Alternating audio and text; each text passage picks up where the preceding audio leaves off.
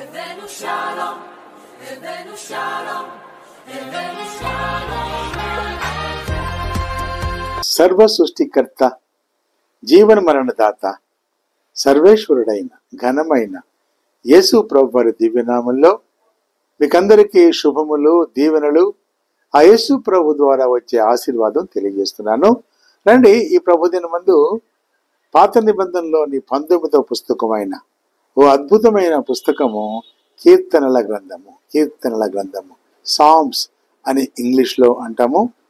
హిందీ భాషలో భజన్ సహిత అంటారు, అలాగే తమిళ భాషలో సంగీతం అంటారు, మలయాళంలో సంకీర్తనంగళ్ అంటారు, అలాగే కన్నడ భాషలో కీర్తనಗಳು. ఇలాగా అనేక భాషల్లో కూడా సంగీతానికి ప్రాథమికమైన ప్రాముఖ్యత ఇస్తూ వ్రాయబడిన కీర్తనల గ్రంథము 150 కీర్తనలు ఉన్నాయి.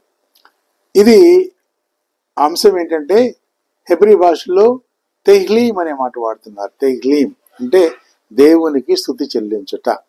తర్వాత సమయం ఎప్పుడంటే క్రీస్తుకు పూర్వము ఓ 1490 నుంచి 444 ఆ కాలం మధ్యలో వ్రాయబడింది. మూల భావం ఏంటంటే విశ్వాసము యొక్క హృదయ స్పందన, లేక దేవుని స్వభావము, మెస్సియా వ్యక్తిత్వము, మానవ జీవితం, ఈ 3 భావాల సముదాయమే కీర్తనల గ్రంథము. సరే, కీర్తనలు ఎవరు రాశారు? సామాన్యంగా దావీదు కీర్తనలని మాట వాడతాము. దావీదు మహారాజు ఎక్కువగా రాశాడు కాబట్టి ఈ మాట వాడతాం. దావీదు మహారాజు 73 కీర్తనలు, అలాగే కోరహు కుమారులు 11 కీర్తనలు, ఆసాపు అంటే వాయిద్యాలు వాయించేవాడు 12 కీర్తనలు, హేమాను 1, సొలొమోను 2, దైవజనుడైన మోషే గారు 1, హగ్గయి 1, ఎజ్రా 1, జకర్యా 1, హిజ్కియా 1. ఇలాగా విభిన్న భక్తులు పాత నిబంధన కాలంలో వ్రాసిన ఓ అద్భుతమైన సంగీత స్రవంతి ఈ కీర్తనల గ్రంథము. ప్రాచీన ఇజ్రాయేలు ఆరాధనలో సంగీతము ఎంతో ప్రాముఖ్యమైనది. ఈ మాట గుర్తుంచుకుంటే, ప్రాచీన ఇజ్రాయేలీల ఆరాధనలో సంగీతం ఎంతో ప్రాముఖ్యమైనది కాబట్టి వీటిని సంకీర్తనలు అంటాం. కీర్తన అంటే అర్థం ఏంటంటే పెదవులతో పాడేది కీర్తన. ఈ పెదవులతో పాట పాడుతూ దానికి వాయిద్యాలు వాయిస్తూ సంగీతం సమకూరుస్తూ కొన్ని వేళల్లో నాట్యం కూడా చేస్తున్న ఆ భావాన్ని సంకీర్తన అనే మాట వాడతాం. కాబట్టి కీర్తన అన్న ఒకటే, దానికి ఇంకొక మెట్టుగా సంకీర్తన, వాయిద్యములు వాయిస్తూ పరమాత్ముని ప్రసిద్ధించేది సంకీర్తన. కాబట్టి ఈ ప్రాచీన ఇజ్రాయేలు ఆరాధనలో సంగీతం ఎంతో ప్రాముఖ్యమైంది కాబట్టి 149, 150 కీర్తనలో ఇది మనం చదివి ఉంటాం. అనేక మంది భక్తుల సంకీర్తనలే ఈ కీర్తనలు. అంటే ఎప్పుడో పురాతన 15వ శతాబ్దం నుండి, అలాగే అంటే దాదాపుగా ఈ 15వ శతాబ్దంలో చెప్పబడిన మోషే 90వ కీర్తన నుండి 6-5 శతాబ్దాలకు చెందిన 103వ కీర్తన వరకు ఇన్ని వేల సంవత్సరాలు చరిత్ర దాగి ఉంచబడిన పుస్తకము కీర్తనల గ్రంథం. కాబట్టి ఓ చారిత్రాత్మకమైన పుస్తకము కీర్తనల గ్రంథము. అంతేకాకుండా వాటి కవిత అంటే ఇజ్రాయేలు దేశము యొక్క సువర్ణయుగంగా చెప్పబడే ఆ సమయంలో వాటి కవితా గీతికల సమాహారంగా చెప్పొచ్చు ఈ 150 కీర్తనలు. కాబట్టి ఇది ఆత్మ నింపుదల కలిగిన స్తుతి కీర్తనలు. ఈ మాట మరోసారి చెప్తాను, ఆత్మ నింపుదల కలిగిన స్తుతి కీర్తనలు దావీదు కీర్తనలుగా చెప్పబడే ఈ 150 కీర్తనలు దేవుని పట్ల నమ్మకము, ప్రేమ, భక్తి, అలాగే కృతజ్ఞతలు, స్తుతి మరియు సహవాసమును చూపించే కీర్తనలే ఈ స్తుతి కీర్తనలు, ఈ సంకీర్తనలు.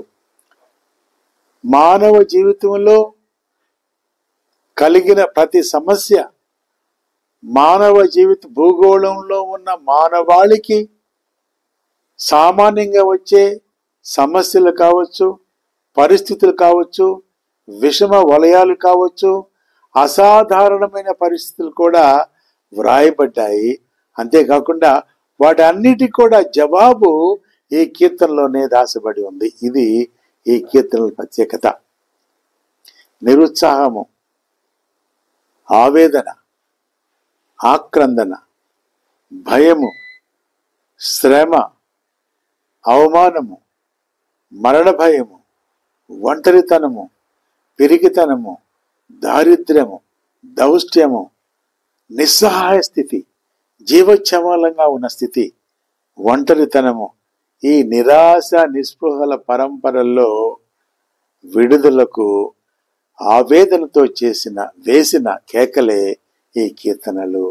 అంచేత ప్రతి సమస్యకు పరిష్కారము చెప్పబడిన కీర్తనలు చాలా ప్రాముఖ్యమైనది నీకు నాకు.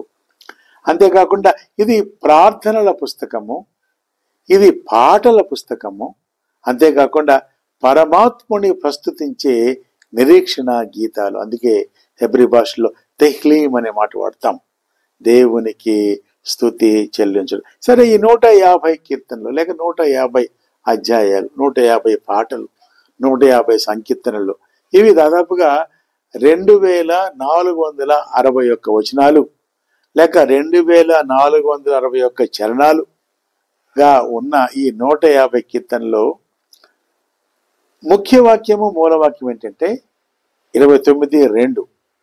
The key words for the entire Psalms is taken from Psalm 150. Psalm 29 verse. నేను చదువుతున్నాను. యెహోవా నామమునకు చెందవలసిన ప్రభావమును ఆయనకు ఆరోపించుడి, ప్రతిష్ఠితములకు ఆభరణములు ధరించుకొని ఆయన ఎదుట సాగిలపడుడి. ఇది ఈ కీర్తనల యొక్క ముఖ్య మాటగా చెప్పవచ్చు. సరే, మంచిది. ఈ కీర్తనలు ఎవరు రాశారో మనం ధ్యానించుకున్నాము. దావీదు కీర్తనలుగా చెప్పబడే కీర్తనలు ఏంటంటే ఆ పరమాత్ముని ప్రస్తుతించటమే ఈ కీర్తనలో దాచబడి ఉన్న సారాంశము. సరే, వీటిని 5 స్కందాలుగా లేక 5 భాగాలుగా దీన్ని ఎవరు చేశారంటే సంస్కర్త శాస్త్రి అయిన ఎజ్రా గారు దీన్ని విభజించాడు. దీన్ని విభజించినప్పుడు పాత నిబంధనలో ఆయన మనసులో ఏంటంటే మోషే గారి 5 పుస్తకాలు ఉన్నాయి. 5 పుస్తకాలని తన మనసులో ఉంచుకొని 5 భాగాలుగా ఈ 150 కీర్తనలు చేశాడు. అంచేత ఒకవేళ మొదటి స్కందము మొదటి కీర్తన నుంచి 41 వరకు ఉంటుంది, రెండవ స్కందము 42 నుంచి 72 వరకు ఉంటుంది, మూడవ స్కందము 73 నుంచి 89 వరకు ఉంటుంది, నాలుగవ స్కందము 90 నుంచి 100వ కీర్తన దాకా ఉంటుంది, ఐదవ స్కందం ఏంటంటే 107 నుంచి 150. 5 స్కందాలు. అంటే మొదటి స్కందమేమో ఆది కాండము, రెండవ స్కందమేమో నిర్గమకాండము, మూడవ స్కందమేమో లేవియకాండము, నాలుగవది సంఖ్యాకాండము, ఐదవది శ్రేష్టమైన ద్వితీయోపదేశం. ఇలాగా శాస్త్రి అయిన ఎజ్రా గారు 150 కీర్తనలను ఆ ప్యాంటిట్యూక్ మనసులో పెట్టుకొని ధర్మశాస్త్రంగా, అంటే ఈ 5 పుస్తకాలు ఆలోచిస్తే మొదటి స్కందంలో కనిపించేది ఏంటంటే ప్రభు సన్నిధికి చేరు ప్రార్థనల ఆరంభము. నంబర్ 1. రెండవ స్కందం ఏంటంటే ఒక జాతిని పిలిచిన తర్వాత ఇజ్రాయేలు ప్రార్థనల ఆవశ్యకత. మొదటిదేమో ప్రార్థనల ఆరంభం అన్నాము, రెండవ స్కందం ఏంటంటే ప్రార్థనల ఆవశ్యకత, మూడోది ఏంటంటే ప్రార్థనల అధికారము. లేవియకాండానికి గుర్తుగా ఉంటుంది ప్రార్థనల అధికారము. నాలుగోది ఏంటంటే సంఖ్యాకాండం ఏంటంటే ప్రార్థనల అవసరత మరియు దీవెనలు. చివరిగా 5వ స్కందం ఏంటంటే ఈ ద్వితీయోపదేశకాండం ఏంటంటే ప్రార్థనల ఆత్మీయ ప్రయాణము. ఆరంభము, ఆవశ్యకత, అధికారము, అవసరత, అంతేకాకుండా ఆత్మీయ ప్రయాణంగా ఉంటుంది.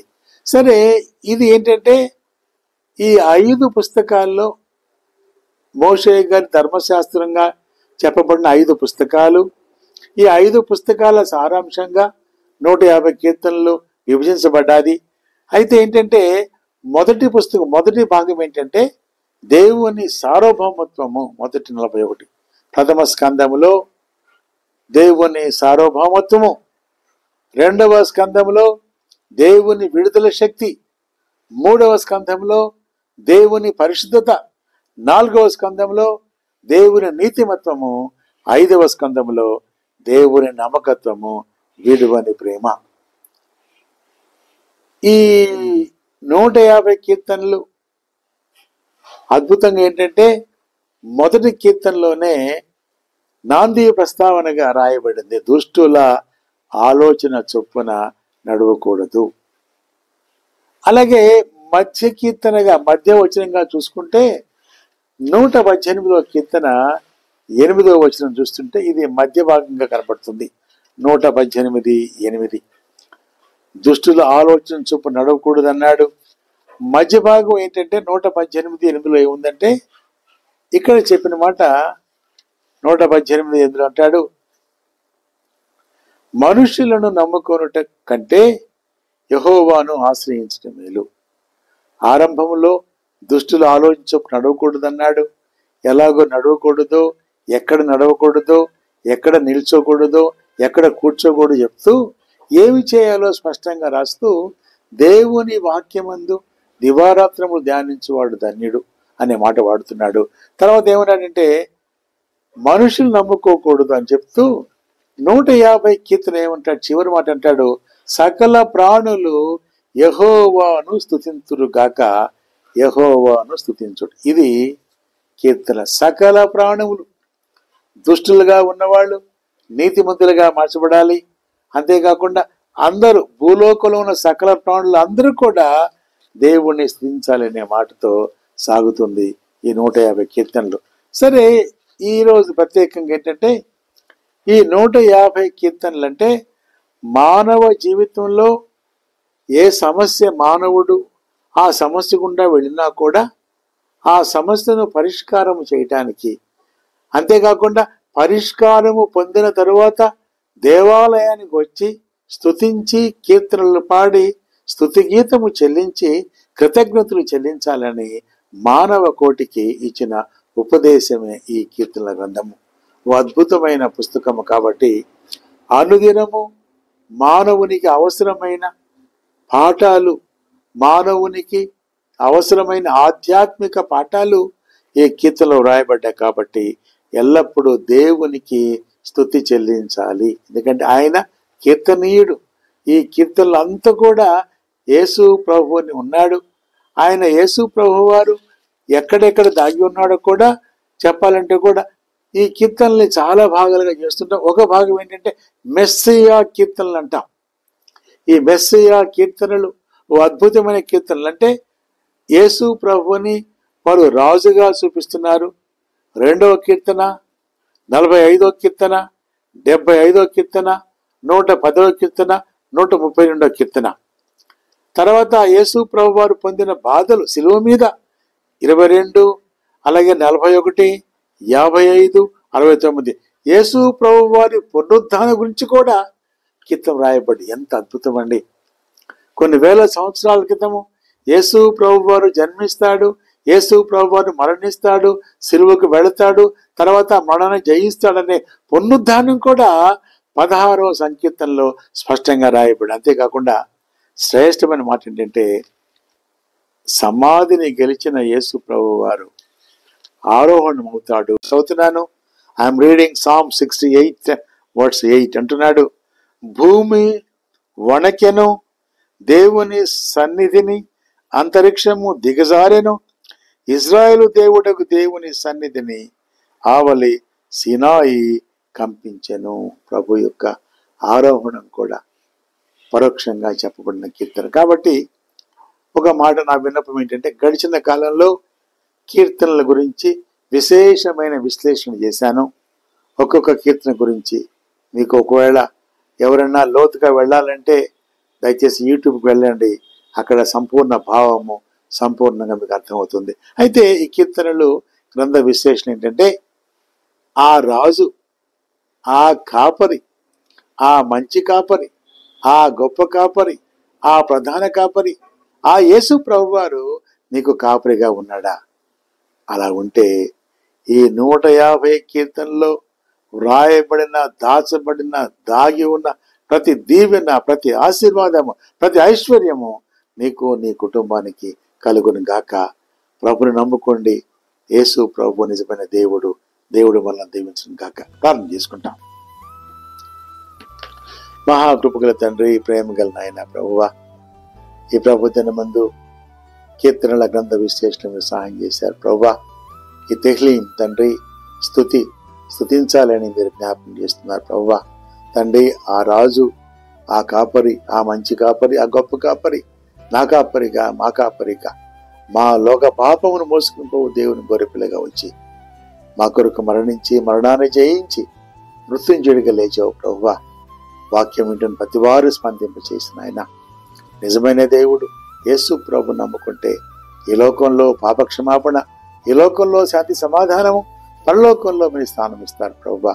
అలాంటి మహాకృప వింటున్న ప్రతి వారికి దయచేయమని వందనాలు తెలియజేస్తూ యేసు ప్రభు నామములో ప్రార్థించి అడిగి వేడుకొంచున్నాం తండ్రి. తండ్రి, కుమార పరిశుద్ధాత్మ దేవుని సన్నిధి, సహాయము, సహవాసము, సమాధానము, సంతోషము, సంతృప్తి మనకు, మన బిడ్డలకు, ప్రభు బిడ్డలకు ప్రభు రాకడ పర్యంతము తోడయుండును గాక. Amen, amen, amen. షాలోమ్. Blessing to you all. దేవుడు మనల్ని దీవించును గాక.